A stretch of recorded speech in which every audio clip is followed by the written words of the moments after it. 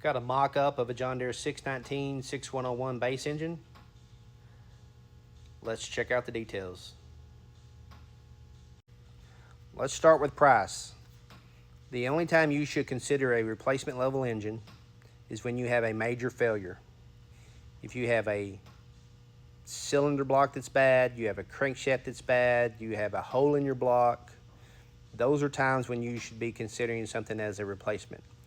If your engine's just running fine but it's using a lot of oil, you can confirm that it just needs to be overhauled.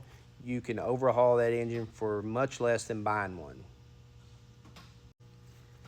We've only been selling this engine as a built as sold, but we've sold enough of them now to know we've got a good shop building them, and customers will spend the money when they need it, not just because they need an overhaul. So we're gonna put some on the shelf. So if you had your engine at this level and you wanted someone to rebuild it, you should be able to build this, and I'm just gonna give you a range depending on what level you replace, anywhere from $10,000 to $15,000. So that would be your minimum. If you've got a bad block, plus a block, bad crank, plus a crank, cam's worn, plus a cam, cylinder head, you get the point. So on our base engine, you get a full overhaul, all new wear parts, get a complete reworked head, full valve job. We don't use a welded crank, block, or head, with one exception.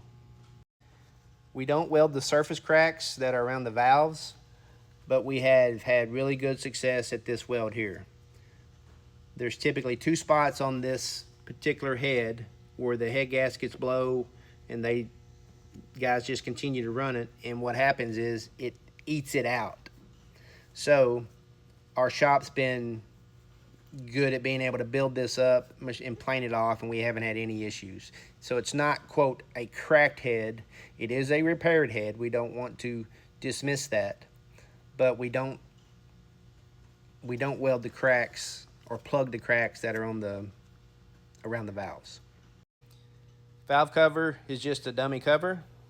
Oil pan's just a dummy oil pan. No front cover, no rear cover. We do send the seals along with it, but we don't install those anymore because if that can get dinged going into the machine, then the customer has an oil leak and he calls and he claims warranty over something that we couldn't control. So we're just going to send the seals with it.